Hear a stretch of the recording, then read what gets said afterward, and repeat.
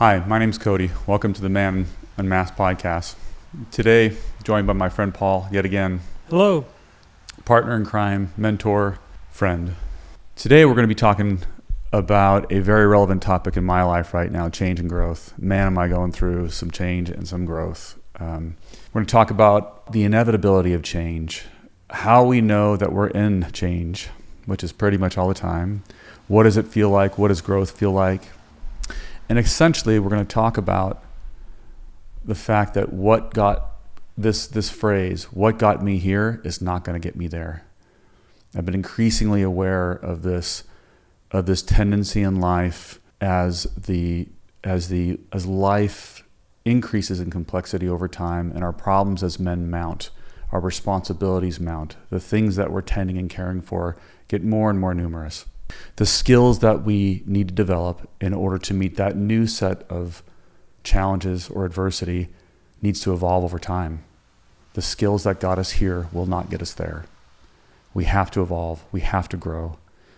And there's a pattern, a method for feeling when it's time for us to redouble our efforts in growth. There's telltale signs, and there's a method to go about it.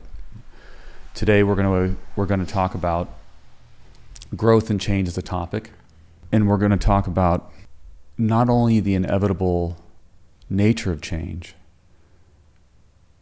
but if we are attached to a set of conditions, that change that is inevitable, that is going to occur whether we want it to or not, is going to be that much more painful for us. It will cause us suffering. It will cause us suffering. The first noble truth is in life. All life is suffering. In life, there's suffering. Can't get around it. And the other truth, this is not a noble truth, is the only constant in life is change. At some point in my life, I developed a suite of anxiety responses, of stress responses around change. In my early life, like many, many people, especially if you have a lot of tumultuous change early in life, you can develop some anxiety around changes that occur. So there's the change that's happening in your life, and then there's the response to the change. There's the story we tell ourselves about the change. Again, borrowing from Eastern philosophy, there's a concept of the second arrow that has been very helpful framing for me to understand the ways in which I respond to change are, A, often not helpful. They create more challenge in the nature of the change and my response to it. And B, it just makes it so much harder and more painful than it needs to be when I'm not practicing acceptance. So what is your understanding of the second arrow? So the second arrow, my understanding as you've enlightened me, is the first arrow is I get in a car accident. The second arrow is I tell myself a story about how I was rushing and about if I hadn't have been rushing, then I could have avoided all this problem. And I was rushing because I got in a fight with my spouse, and my spouse left her shoes where she shouldn't have left her shoes, or whatever the thing was. And there's this big story around all of it. And I start to assign responsibility to different people, often to myself. And that shitty committee in my head, of which I'm the chair, comes online. And I start to mentally punish myself without knowing I'm doing it. I think without knowing I'm thinking. And those thoughts that I'm not aware are occurring. I'm just thinking without knowing I'm thinking. They color my mind. They color my mood. They color the ways that I show up with people, and they cause suffering. They cause more suffering. So the first arrow is the event itself. It causes pain, whether that's emotional, spiritual, physical pain. It causes pain and suffering. The second arrow is the narrative. Shit can't just happen. There has to be a story. And that's the second arrow. So we inflict the second dose of pain by a story which then, the story of the narrative persists over time. And then we'll change it in our heads. We'll make ourselves the heroes or the goats or whatever. As opposed to, this happened, I had this experience. I felt suffering, pain and suffering. And the next moment comes. But how much how much of that narrative should we incorporate? We have to learn from our pain. We have to use that to instruct us. What is wisdom? Well, wisdom is nothing more than pain plus insight. It's both of those things taken together. Orion Taraban from Psychax has this great concept around, well, what is wisdom? Wisdom is the experience of life and pain, the suffering that occurs, plus the insight into why it caused suffering. That might be the first arrow, the thing, the actual event that happened. More than likely, it's more the second arrow, which is the perceptions, the judgments, the story we tell ourselves about what happened. Well, let me jump in here. I put my hand on a hot stove. I get burned, and it hurts. I can learn from that experience. But if I create a story, a narrative about the experience, then that experience continues. And I don't believe that the universe has any real meaning. It didn't intend for me to put my hand on the hot stove. I was just a dummy and forgot it was on. So, I don't know that our creating narratives and stories does anything but prolong that experience in our minds. It doesn't make it better. It doesn't make it worse. The shit just happened. Okay. Does the universe have any intrinsic meaning? Probably not. And there'll be people that argue with me, but probably not. And the difficult thing is we're a species that got where we are by telling stories. Mm-hmm. And it's hard now to be in a place where we have to understand the stories frequently not only don't help, but interfere with our ability to be in this present moment. Well, what's the matter, though, with, if you've got a vacation coming up, what's the problem with looking forward to your vacation? I had an old friend in recovery who was a financial planner. And he said, if you fail to plan, you plan to fail. So is there anything intrinsically wrong living in this present moment of saying, I would like to go to Antigua and sit on the beach for a week? No. I need to do this to accomplish this goal. I think that's being human. I think the problem is when we begin to forget that this present moment is all we have. And any one of us, when we're leaving the studio, going home, could get hit by a bus. Mm-hmm. And isn't the thought of the future vacation that's coming up, isn't what we're really doing there is a form of numbing and distracting this present moment, saying this present moment is not acceptable. And so what I'm going to do is, in my mind, I'm going to go to some future non-existent present moment and look forward to it so that this present moment is more tolerable, so I can escape it. Well, yeah, but I think that's human nature. I mean, that's part of being, hominids. That's part of being Homo sapiens. It's just what we do.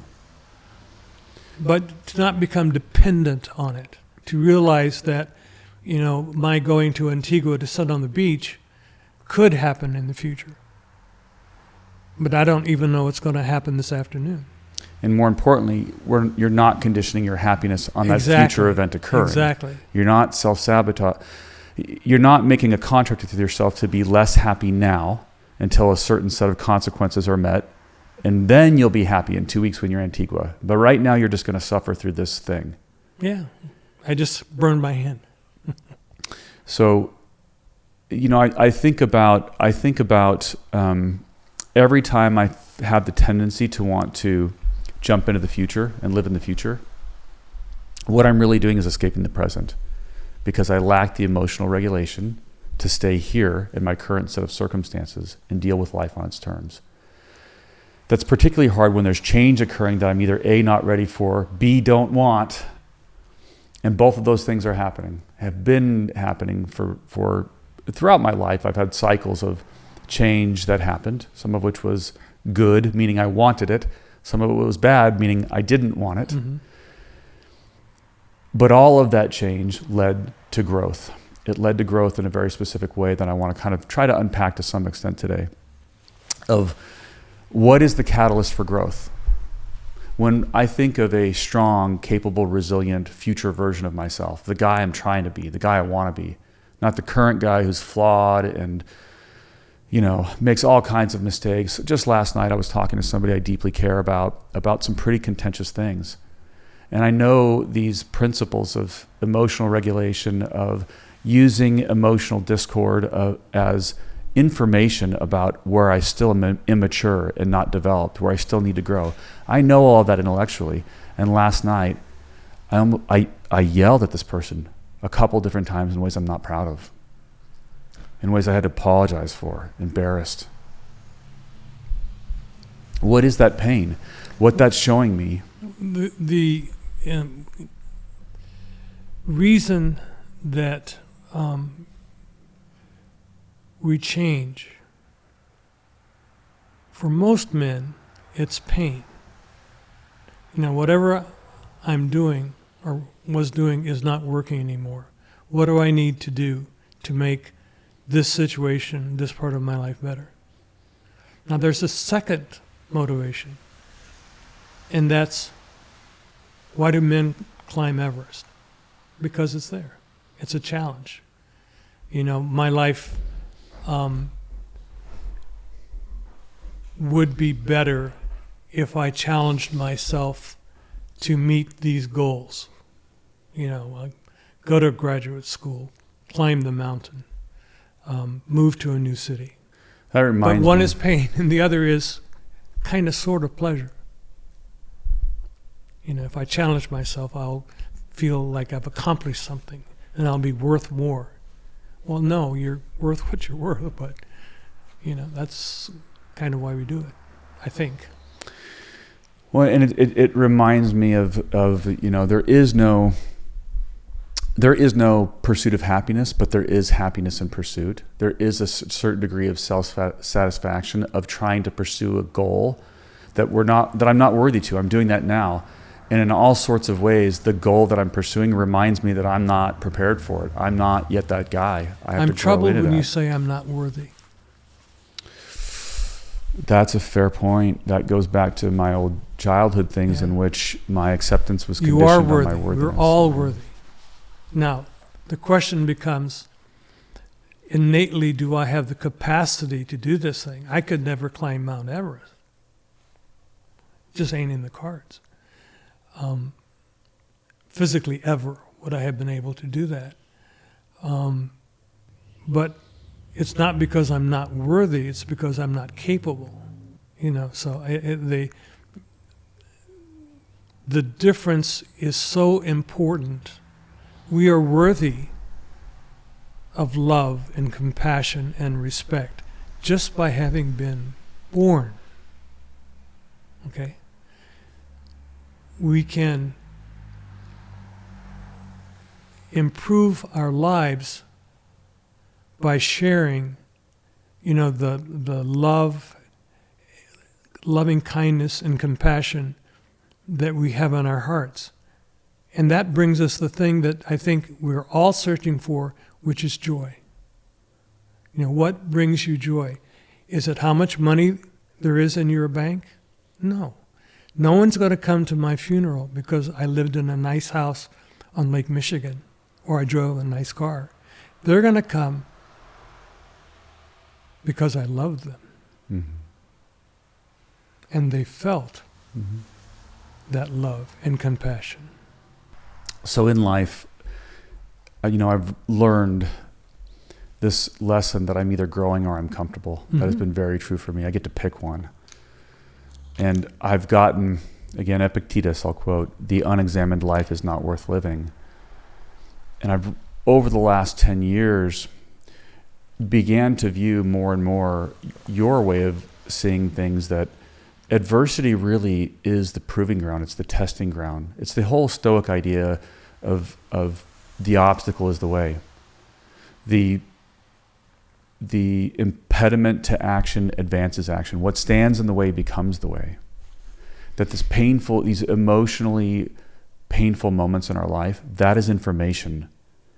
There's this concept in Japanese pottery where they take these pots that are broken and they fill the cracks in with gold. And the cracks let in the light. They show you where you have to grow, where you have to shore things up, where I'm not yet emotionally mature, where I'm still a child inside, and my responses are incredibly childlike, more often than I'd care to admit.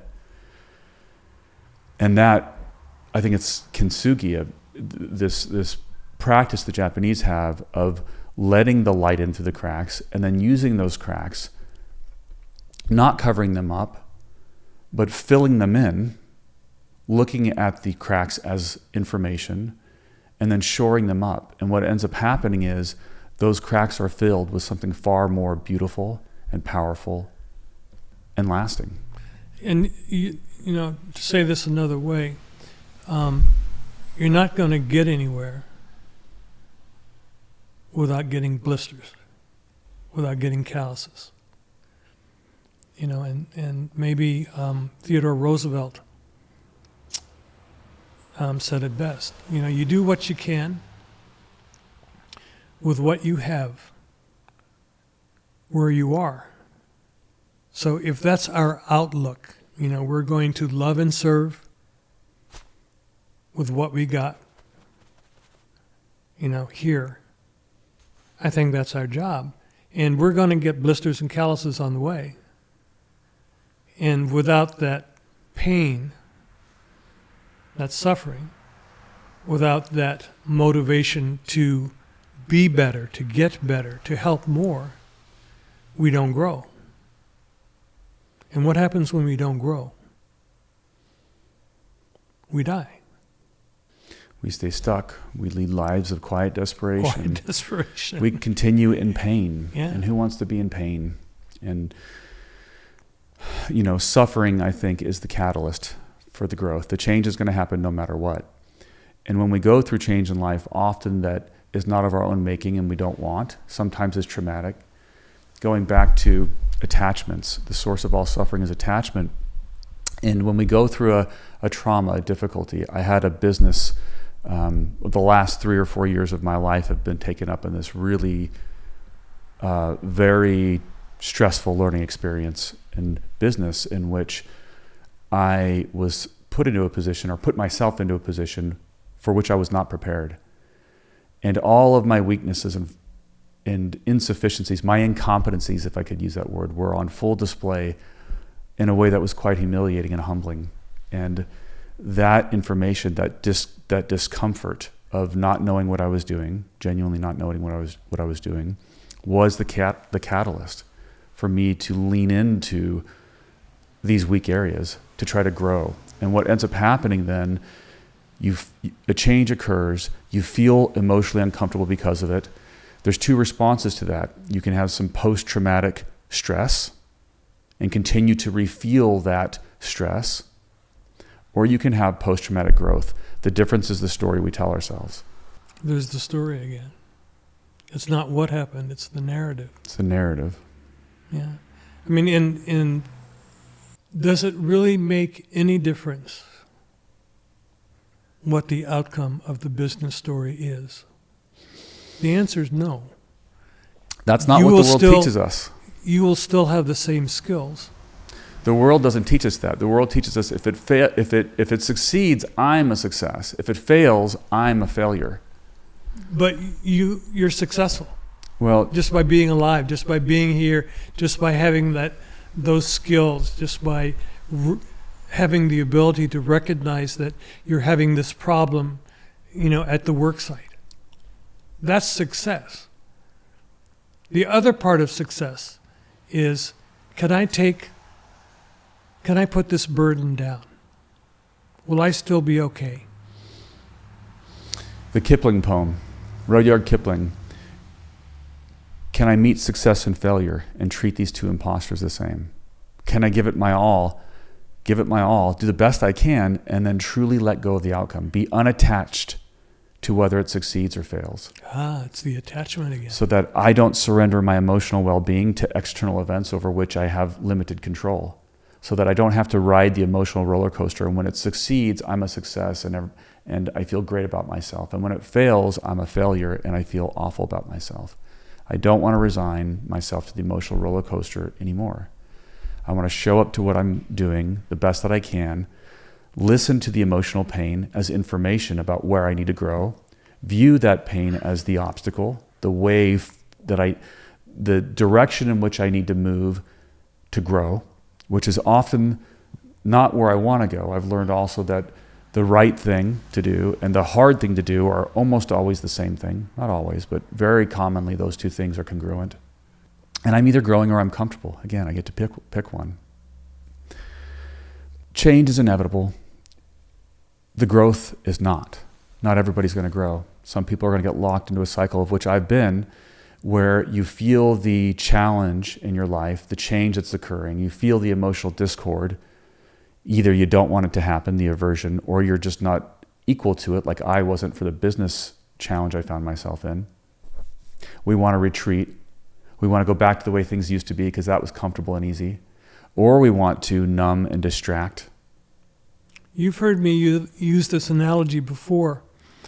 I'm at the train station, taking one step, and I need to get to the other side of the tracks to pick up a different train. And I have 7 big pieces of luggage, and I'm so in love with what's in my luggage, with what I'm carrying, that I can't just put it down and take my next step forward. Are we so in love with the lives that we've led, the stories that we tell ourselves, the potential for some future, that we can't just put that down and take the next step? And if we take the next step, and in doing that, do the next right thing, which is loving kindness and service to other people, even people that we may not think deserve it. But that's a judgment, and we're taught not to judge. I don't want people judging me. Why should I be judging other people?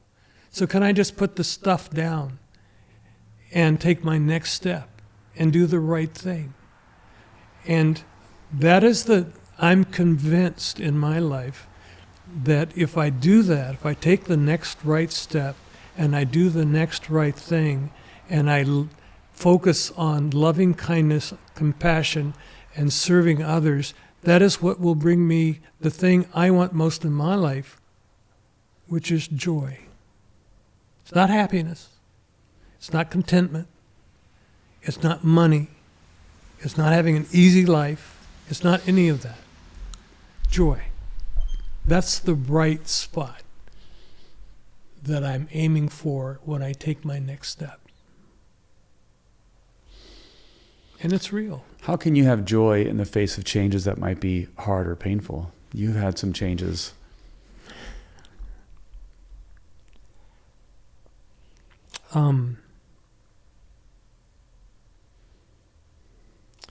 Things that happen to us at the end of life,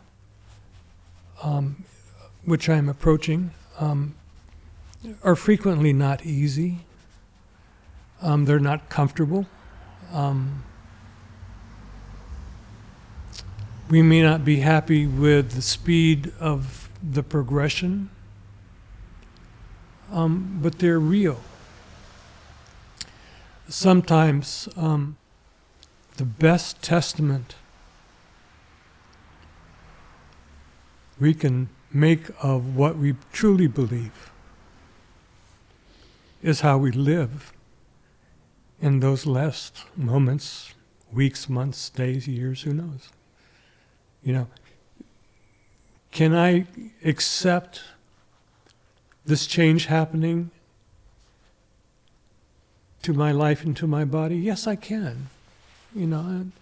Will there be discomfort in times of dis-ease and failing abilities? Absolutely. But that's how life is. Can I be brave? Yes. What does bravery feel like?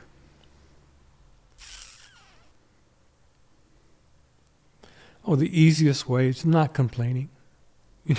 If I'm having a tough day, I'm having a tough day. That's all. I don't need to whine about it, complain about it. I don't need to write the newspaper or call my brother. It's tough. Are you afraid? No. Do you ever feel fear? No. What's that like? The How did you get there? Well, it's a mixture of my interest and knowledge of physics and Zen Buddhism. So Thich Nhat Hanh, the Zen Buddhist monk and teacher, would say, my life is like a wave on Lake Michigan. The wave will come and discharge its energy on the shore, but the lake never goes away. Another metaphor he uses is the sky. You look up in the sky and it's blue, and there's a cloud in the sky, and it moves out of your view. The sky is still here.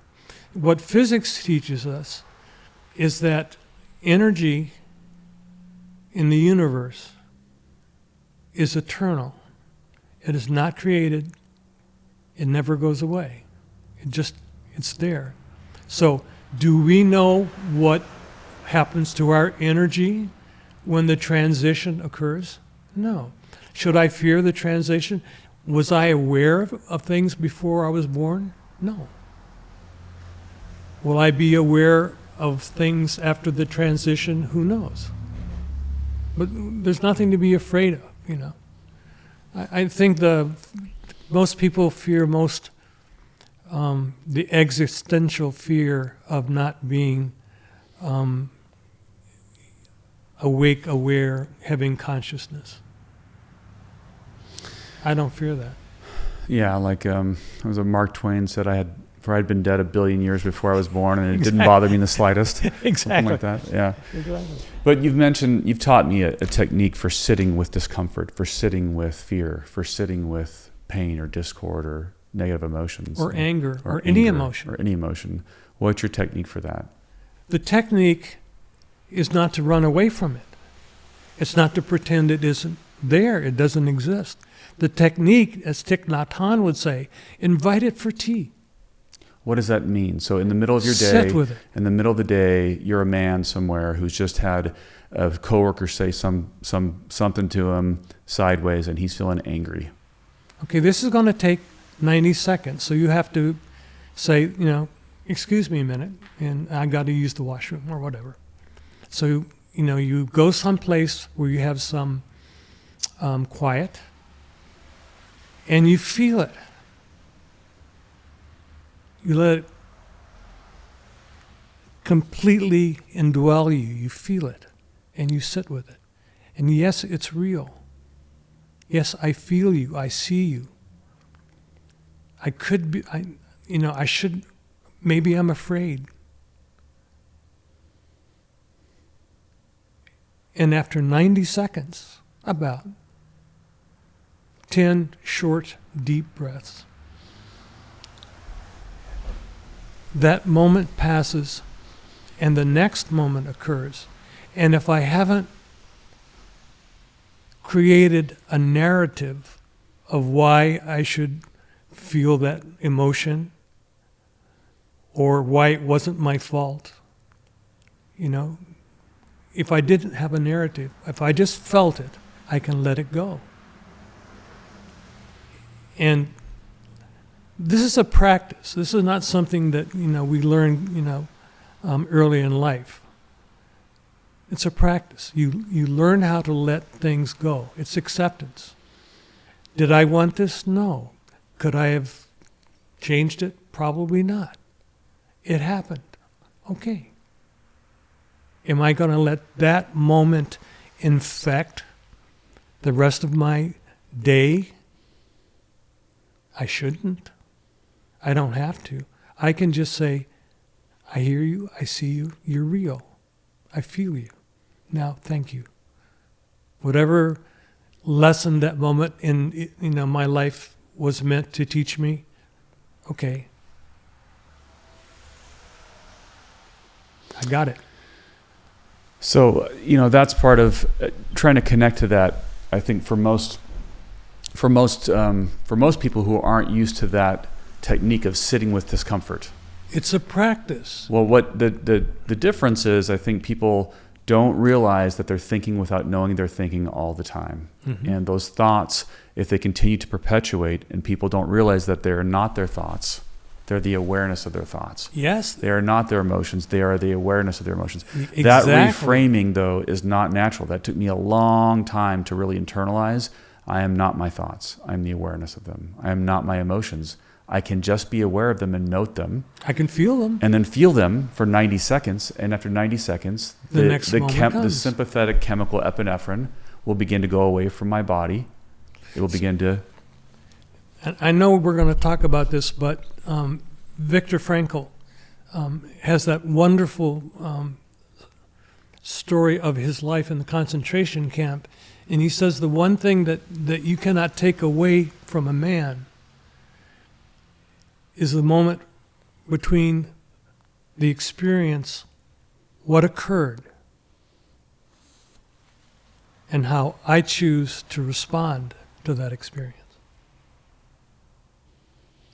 Between stimulus and response, there is a moment. There is a moment. And that moment, I have choice. I can choose either to rebel or fight or run, or I could just accept it and say, this is not a moment I probably would have chosen, but here we are. And as many people who grow up in a life where they are used to trying to take control over circumstances they are averse to. They don't want this thing happening in their life. And again, the response to fear and change is control. I will ask you this. Do we have control over anything in our lives other than our responses to the people, places, and events in which we find ourselves?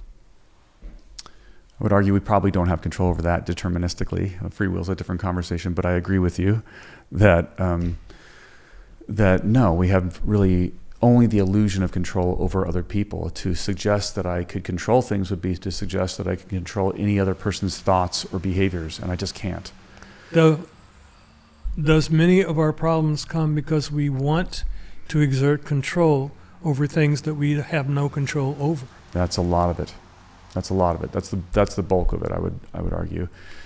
And for me, I know I'm growing. One of the ways that I know I'm growing is using Viktor Frankl's framing, between stimulus and response, there is a moment. And in that moment lies all our growth and all of our freedom.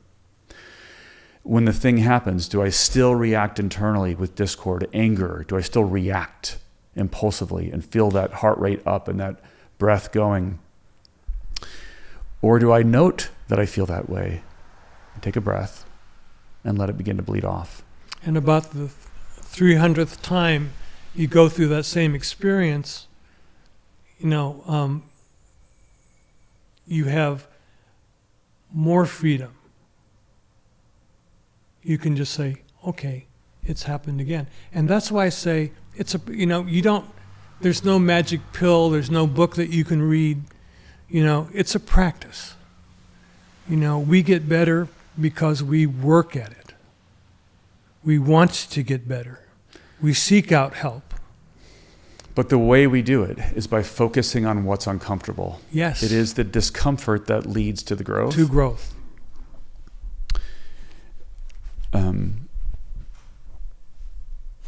How do we learn we've grown? one of the main ways that we learn is we learn about ourselves in relation to others. When Marcus Aurelius, to borrow from the Stoics, when he's talking about the obstacle as the way, he's not talking mostly about circumstances. He's talking about people. Most obstacles are people. And we learn about ourselves in relation to others. And the ones who are closest to us, who know us the best, our spouse, our siblings, our parents, often, the people who know us the best teach us the most. And if we have children will teach you about yourself a lot. You're going to have reactions as a parent that you will be embarrassed about if you're any kind of a normal parent. There are going to be moments where you do not recognize yourself. You're going to learn who you are in those moments. For me, I've learned that as I'm encountering difficult people, those people aren't going to change. And I learned from someone somewhere along the way that I don't need anybody else to be different for me to be different. Nobody else needs to change for me to change. That person can be just as difficult, and I can show up to them differently, not because they're different or the situation's different, but because I'm confronting my own discomfort of why do they make me feel that way? This thing that I've learned from a different tradition was the spiritual axiom. If something you do bothers me, there's something wrong with me. Mm-hmm. Now that's a paradox. Wait, hold on, time out. If something you do bothers me, there's something wrong with me? And it's usually because I'm recognizing that same trait in you that I don't want to believe about myself. Often, that's the thing that we reject in ourselves, we hate about ourselves, the thing we do not want to look at, that we rationalize, justify, or avoid about ourselves, and are functionally unaware that we still struggle with this thing we see in someone else, and we know that. And we reject that part of ourselves in the other person we see. And that's why I say it's a practice. It takes time. I mean, how do I learn not to be reactive when my wife says something that I disagree with or makes me feel uncomfortable when I'm around other people? It takes practice. After a while, I can smile and say, that's who she is, and God, I love her about that. Mm-hmm. I love that about her, and mean it. Mm-hmm. Well, and that reminds me, of again, borrowing from the Eastern philosophy, this idea of, I think it's called mind garden, mm-hmm. From Buddhism. They say two people wait for a late bus. One is irritable, restless, and discontent, while the other takes it easy. Thus, the source of the frustration cannot be the bus. Right? Absolutely. Like, I think about that all the time when I'm in a situation with somebody and that person is that person's acting a certain way that's bothering me, but the person I'm with, my spouse or friend or whatever, is like, what are you getting so upset about that for? It's not bothering them the way it's bothering me. Well, two people are waiting for a late bus here. To me, the interesting thing is always, what is it about this situation, this moment, that I'm having trouble accepting? The other person is being how they are. Okay, that's how they are. It could be too hot and I'm sweating. Okay, it's too hot and I'm sweating. What is it that I have difficulty accepting? And can I just take a couple deep breaths and move on? And that right there, I think, is something that I spent a long time in my life, a question I was not asking myself. And a couple other lessons I picked up along the way from you is that which you resist persists. Oh, yeah. Or to heal it, you must feel it. So when we're in these emotionally uncomfortable moments that we want to avoid, we want to get out of that situation. We ask them for tea, and we sit with them. And we ask the question, why does this bother me? Yeah. What is this about that? About and maybe the the situation that's bothering me? 500th time we've had the same feeling and had the same invitation and had the same tea, we grow. And that's why I say it's a practice. We get better at it. And I don't beat myself up because at my age there's still some things I do very poorly. So I want to talk for just a minute about the barriers to change for us. Okay. The biggest barrier, I think, is this idea around ego. Ego keeps us so often from seeing the things that we need to see because it's so emotionally uncomfortable. I tell myself a story about who I really am that is kind of a half-truth that protects me from the parts I don't want to see. It's an illusion. It's a chimera of who I really am. I once learned that confidence is an accurate understanding of one's strengths. Key word being accurate. Humility is an accurate understanding of one's weaknesses. Again, key word being accurate. Ego is this dangerous in-between state. It's an overestimation of our strengths. It's an underestimation of our weaknesses. It keeps us stuck because we can't see where we really need to grow and pretending as though we don't need to grow in those ways. But our emotions are telling the truth to us, and we're just covering those up. And once we can pocket our pride, our ego, and put that aside and say, and listen to the emotional discord as information. Why is this thing so hard for me? The change in my business, for example. Why is this so hard for me? Well, it's because I'm incompetent in these certain ways. I think why it's so hard for you and for most men is why we're here, why we're doing what we're doing. We need to be sitting down together as groups of men, and not all the same age, of different ages, with different levels of experience, and be open up about the things that bother us, that we're not doing well, occasionally get a pat on the back for, something that you've done extraordinarily well. And in community, we can grow together. And that's, with your business issues, we have been talking about that in our men's group, and I think you've had some new perspectives that might be helping you. For sure, that's been tremendously helpful for me to get the ideas out and have them challenged and clarified, and get real feedback. But what stops that is in many ways it's ego, it's shame. It's men don't want to say, hey, I'm kind of incompetent. I don't really know what I'm doing, and that scares me a little bit, and I have to grow in this certain way. But we can turn that around. You can make that a question. This is what's been going on. What can I change? What do I need to change to make this situation better? Is it I have the wrong goals? Is it I'm going towards this destination and I've made some mistakes? What is it? And then you get that feedback, and then to be open enough to be able to use that feedback in your life. And I think that's what we can do in small groups of men who can be honest about who they are and what their dreams and goals are. Okay, it's absolutely where we're headed. And can we be stubborn enough to not see what we need to do, or not see it as quickly enough as we might like? Of course, we're all that way. But with time, with growth, that will happen. I mean, you'll end up asking yourself, am I chasing the right goal? Mm-hmm. Not just am I doing it the right way? But where is the depth? Where is the meaning? Where is the bright light? Where is the joy? That I'm looking for, I'm searching for. And that's what we're doing. So,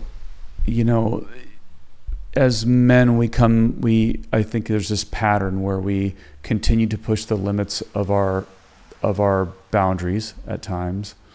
We we get uncomfortable in a variety of different ways. This happens if you're a father, you're going to get uncomfortable. You're going to put some responsibilities on your shoulders. If you're an employee who's trying to grow and get better at what you're doing and take on more responsibilities, that's going to stress you out. There's going to be these situational stresses that occur, and that word stress, instead of trying to avoid that, which is what a lot of men do. That's what I did for big parts of my life, was try to avoid the areas that were uncomfortable, pretend like they weren't really weaknesses for me or challenges for me, either subconsciously or consciously pretend. And I didn't look at the information, the emotional information, the pain essentially that I was feeling in a variety of different ways, as a good thing. Like it was averse to it. I didn't want to have that. I would push the change away and not accept it. And increasingly, I'm learning to use pain, emotional discord, as information that is going to help me grow. Okay, so far, we've talked about change is inevitable. Many people don't like change. Change comes with a set of unknowns. We didn't talk about this, but it's probably worth mentioning. The universal human fears, the top 3 are very relevant for this conversation. The fear of death, the number one universal human fear. The fear of mutilation, number 2, pretty significant. Number 3, the unknown.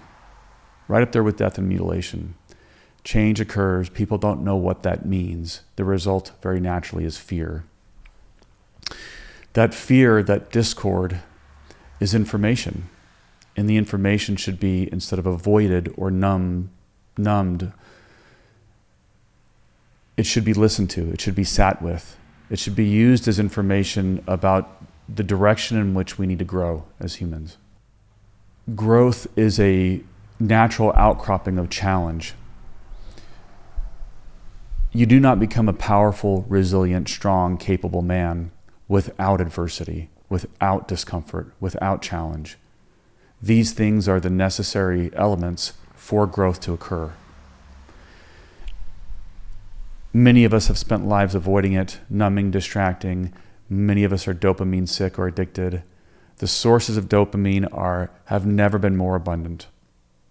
What we're looking to do is become wise, capable, resilient men who are growing throughout our life. It's a process, it's an evolution, it doesn't stop ever. The sword can always be sharper. The idea is to embrace the change, to move with it, to not reject it if we cannot reject it, to accept it as quickly as we can.